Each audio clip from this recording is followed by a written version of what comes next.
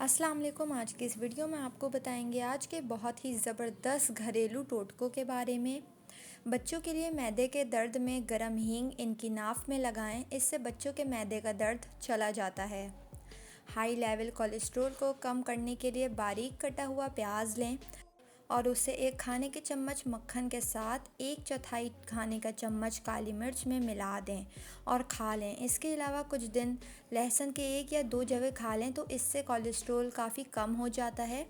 अगर मुंह में छाले बन जाएं तो मुतासरा हिस्से पर ग्लिसरीन लगाएं, इससे मुंह के छाले ठीक हो जाते हैं। अगर गुर्दे में पथरी हो तो नारियल के पानी में अंगूर का रस या जूस डालकर पिएं। ये गुर्दे की पथरी का बेहतरीन इलाज है। चावलों को देर तक रखने के लिए या चावलों को ज़्यादा दिन तक स्टोर करने के लिए कच्चे चावलों में नीम के चंद पत्ते डाल दें, इससे चावलों को देर तक महफूज किया जा सकता है। अगर फ्रिज में फफूंदी लग गई हो तो सफ़ेद सिरका में बेकिंग पाउडर मिलाकर अपने फ्रिज की सफाई करें, इससे फफूंदी साफ़ भी हो जाएगी और दोबारा भी नहीं लगेगी।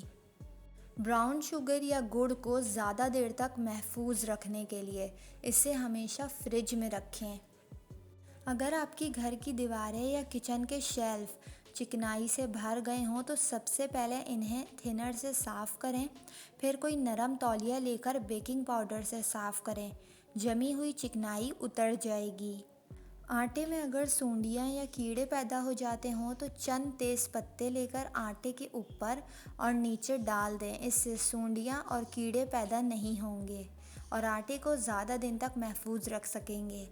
अगर आपके बालों में च्युइंगम चिपक जाए तो वहाँ थोड़ा सा शहद लगाएं और कुछ देर बाद धो लें, इंशाल्लाह च्युइंगम उतर जाएगी।